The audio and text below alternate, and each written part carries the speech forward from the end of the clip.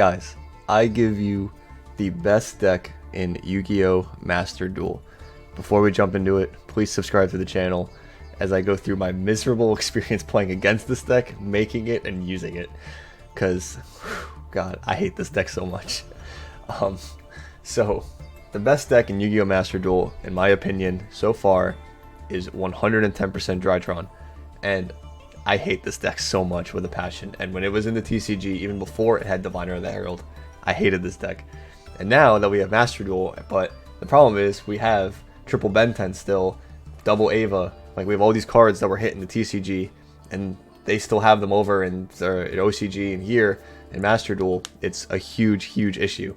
And I have a profile here for you, and I'm going to explain why this is the best deck, what makes it so good, what makes it so competitive, and just please subscribe if you enjoy content like this, and if you want to invest in this deck, I think it's highly worth it if you're going to climb in a ranked ladder and want to play in competitive events in Master Duel.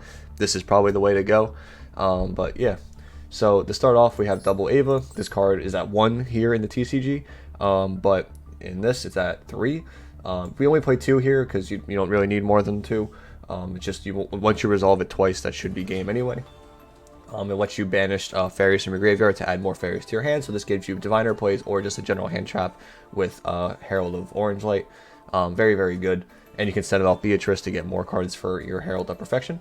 And then we have triple copies of Drytron Alpha. It's the best one, it gets the Ben 10, but now that it's not in the, like I said, on TCG, it's not that important anymore because we have 3 Ben 10 anyway, so a lot of times you're just going to draw Ben 10, so that doesn't really make much of a difference anyway, I guess. But triple copies of Alpha, double copies of Gamma, triple copies of Zeta, and 1 copy of Delta.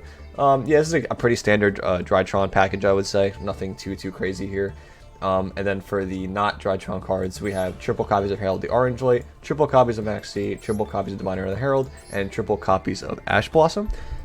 So the thing with this deck is, on top of it having one of the best end boards in the entire game, in my opinion, is that it also plays around the best hand trap, the best in my opinion, because you get the main deck Herald of Orange Light, which is just another out to the best hand trap, which is Maxi. So if you're going first and they Maxi you, you could have Herald of Orange Light to counter it along with your normal counter cards.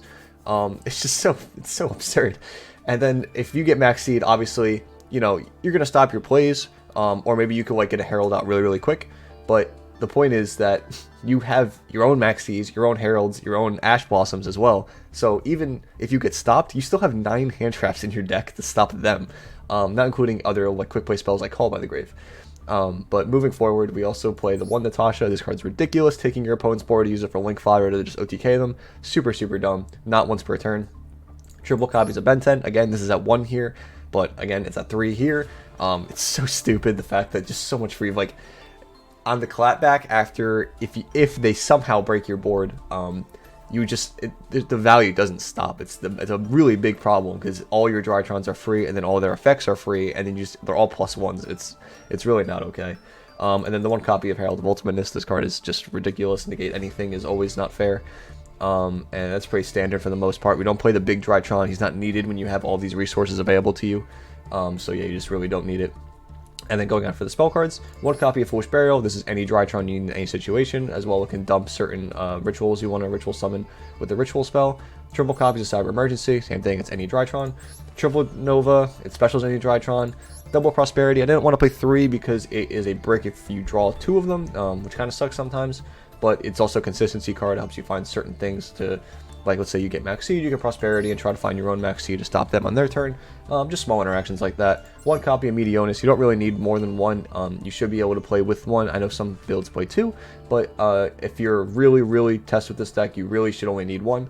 And then 2 copies of Call by the Grave because it's another card to stop Maxi. And then for the extra deck, we have 1 copy of Elder Entity Natist, 2 copies of Herald of Arclight, 1 copy of the Ascended Nightingale, 2 copies of Moo Beta, 1 Downer Magician, 1 Beatrice, 1 Zeus, 1 Link Karibo, 1 Nightmare Phoenix, 1 IP Masquerena, 1 Union Carrier, 1 Nightmare Unicorn, and 1 Boral Sword Dragon. So the Link monsters, just OTK your opponent on the following turn with Natasha. Like I said, you go Boral Sword, it's so easy to just kill somebody with it. You can also set up an IP play for the Nightmare Unicorn. Link Karibo is to get any of them engraved off Nova.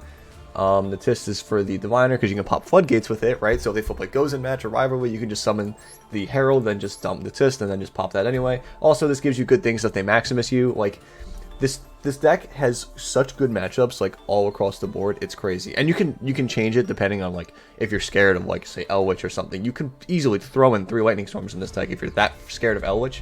Or like a red reboot or something. Like, you really can, and it just be completely fine. There's so many different ways and variants to build this, minus, like, aside from the actual Drytron and Fairy cards themselves. But the board that it sets up with Herald with like 4 or 5 negates going first, and then you go and you only have like 1 to 2 live cards. Then you can have IP with Unicorn, and that's just more negates, or more interruptions that you don't really have to use Herald for. And like you end your turn with 6 cards in hand and a board. It's so good. And then, like I said, you want to be able to play around Max C going first. So that's why we have the Heralds, the Ash Blossoms, and the Callbys. That's 8 cards that play around Max C. Just choosing this deck, you automatically have 8 cards. I know you can play Crossout Designator in this deck as well. I choose not to. I do not think it needs it. I think having the orange lights in itself is good enough. But just wanted to note that it is an option that you can play if you want to. But yeah, overall, I think this deck is a problem. I really hate it.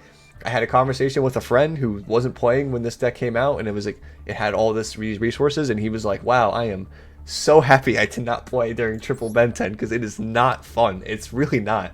So yeah, it's just one of the things I wanted to point out, and I truly believe this is the best deck of Yu-Gi-Oh! Master Duel currently, before any changes, or if they ever do a ban list or whatever they do.